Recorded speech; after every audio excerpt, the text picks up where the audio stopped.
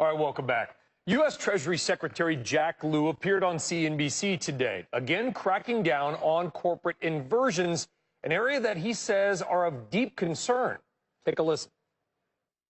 Everyone who engages in business knows that it's subject to changes in law or rulings. And I think the important thing here is that everyone has been on notice for a very long time. It hasn't been a secret that this is an area of deep concern, bipartisan concern. My only frustration is that legislation hasn't been enacted to deal with it in the best way. But we remain focused on what administrative tools do we have to stop the pipeline as much as we can until Congress acts.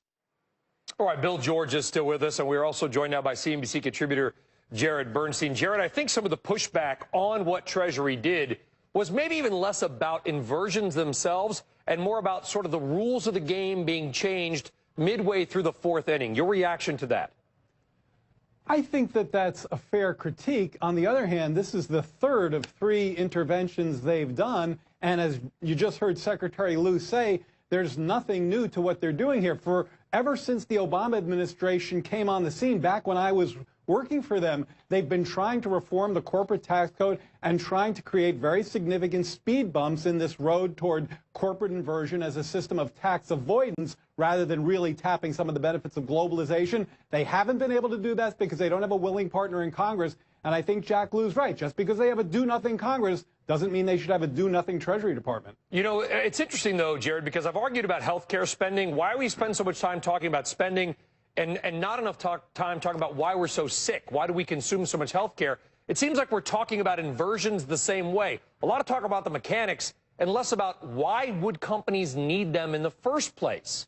Well, I'm not sure I agree in the following sense. We've had lots of discussions, including on this show, about the deep problem with the corporate tax code, which is a huge mess. Obviously, the statutory rate is too high in a global sense, but the effective rate, which companies actually pay, is 10 percentage points below that for domestic companies and more like 15 for our multinationals. So there's a great deal of unfairness in the corporate code. And again, the administration, I know for a fact, they just released a new white paper on this, very much wants to do business tax reform. They just don't have a willing dance partner. Yeah, and Bill, you come on our air saying that essentially that it's a tax code that needs to be reformed. But if you're a CEO, let's say you were the CEO now of a publicly traded company, and what's your next sort of page out of your playbook if inversions are off the table at this point?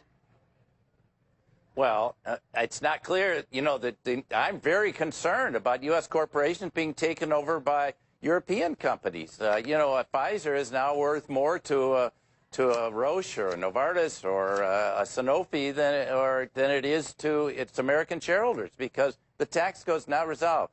Jared's got it right. We need to fix the core problem. This is like having skin cancer, you know, and you put a Band-Aid over it, and that's not going to solve the problem. The cancer can still spread. We've got to solve the problem. I agree with him. There are a lot of inequities in the tax code, and I think there'd be a lot of interest on the Republican side about getting this thing resolved. And I think we need to get to a better tax code, and we just need to solve the problem. I want to build great American companies, and I think this is taking away from that. So, Bill, let's go to a territorial tax system. That would solve the problem. I just want to underscore, Bill, that ripple effect that you're forecasting, and that is that you think that there's going to be a wave of takeovers of American companies by foreign companies because of these new inversion regulations, that's sort of the unintended consequence of the Treasury's action?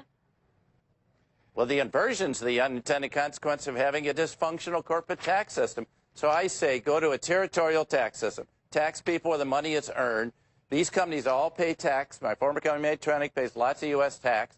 Every other developed country in the world has a territorial tax system. Let's tax them where the money is earned instead of forcing them to bring it back. I'll tell you, an Apple, with all the $100 billion plus they've got overseas in cash, they're not bringing it back. So why not solve the problem? Bill, if you quickly, Jared, you'll get the last word. But Bill, if you were still the CEO of Medtronic, would you invert?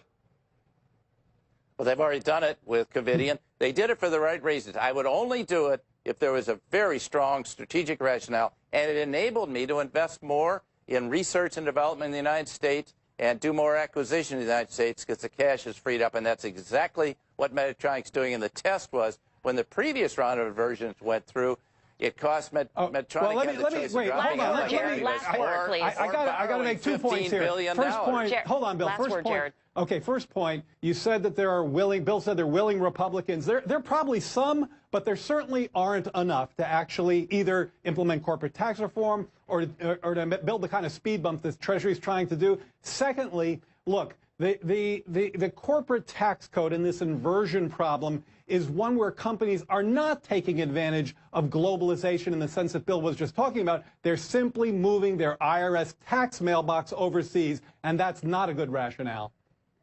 Bill George and Jared Bernstein, gentlemen, both a good discussion, one that is nowhere near being over. Thank you both.